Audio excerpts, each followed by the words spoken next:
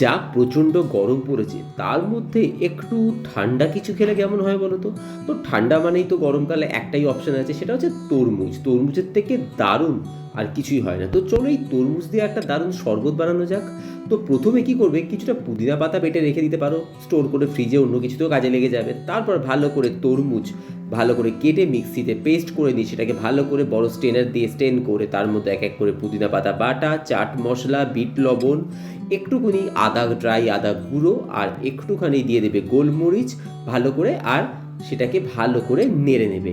নিয়ে তার মধ্যে অ্যাড করে দেবে হচ্ছে গ্লুকন ডি। তোমরা চাইলে এটা নাও দিতে পারো, আমি দিয়েছি বিকজ আমার এই টেস্টটা খুব ভালো লাগে, এটা পেটও ঠান্ডা করে।